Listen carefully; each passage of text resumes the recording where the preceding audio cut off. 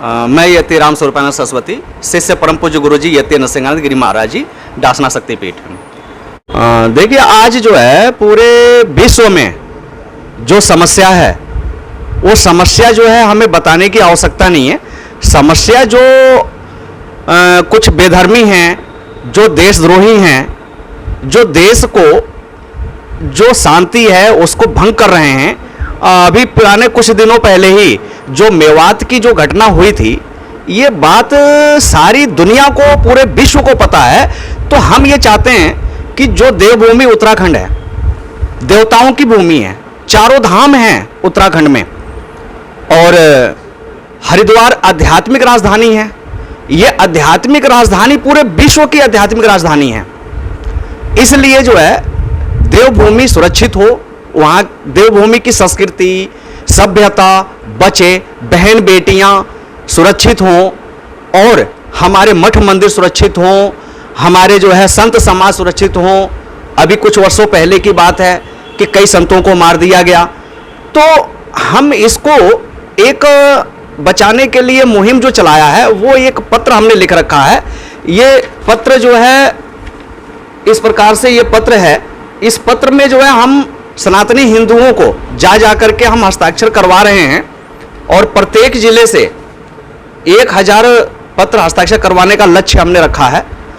और संपूर्ण उत्तराखंड से 11000 पत्र माननीय मुख्यमंत्री जी पुष्कर सिंह धामी जी को प्रेषित होने प्रारंभ हो गए हैं। और जिस दिन 11000 पत्र पहुंच जाएंगे, फिर माननीय मुख्यमंत्री जी से बैठ करके चर्चा करेंगे कि आज जो ऐसी महासंकट हिंदुओं पे जो मंडरा रहा है, वो जो बेधर्मी हैं, उनसे कैसे वो बचे सनातनी हिंदू, उस पर विचार करेंगे। जैसा माननीय मुख्यमंत्री जी निर्णय करेंगे, अगर वो हमारे सनातनियों के, सनातन धर्म के हित में होगा, उत्तराखंड देवभूमि की रक्षा सुरक्षा को लेकर के अगर करेंगे, तो हम मान्य करेंगे। अन्यथा फिर आगे जैसा कदम उठाना होगा, मजबूर होना पड़ेगा हमें। जी, जानना चाहेंगे जिस तरह से अवैध निर्माण या अवैध जो मजाक तोड़ी जा रही है, उसमें आपका क्या कहना है? पूरे उत्तराखंड ही नहीं, पूरे देश की जो शांति व्यवस्था है उसको भंग करता है। तो ऐसी जो है शिक्षा पे पूर्ण रूप से प्रतिबंध होना चाहिए।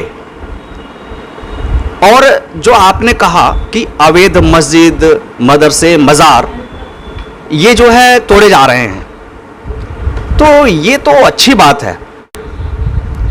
ऐसी शिक्षा पे अगर लगाम लगाई जाए, लेकिन मैं एक बात ये भी कहना चाहता हूं कि अगर ये जो करने वाले कुकृत्य जो मुसलमान हैं, जो सिर्फ और सिर्फ हिंदुओं के लिए कर रहे हैं, अगर वो हमारे इस जो दानव बन चुके हैं, अगर वो मानवता अगर उनके अंदर आ जाए, तो हम उसे स्वीकार करेंगे। हमने जो है देवभूमि उत्तराखंड शुद्धिकरण अभियान को लेकर के शुद्धिकरण हो, देवभूमि में जो अशुद्धियां आ गई हैं उसकी शुद्धिकरण को लेकर के हमने एक पत्र है उसमें हस्ताक्षर करवा रहे हैं। और इस दौरान क्या है कि अभी लगभग 1 माह हुआ है, लेकिन कुछ ऐसे बेधर्मी हैं जिनके द्वारा जो है कई बार हमें धमकी आ चुकी है। ये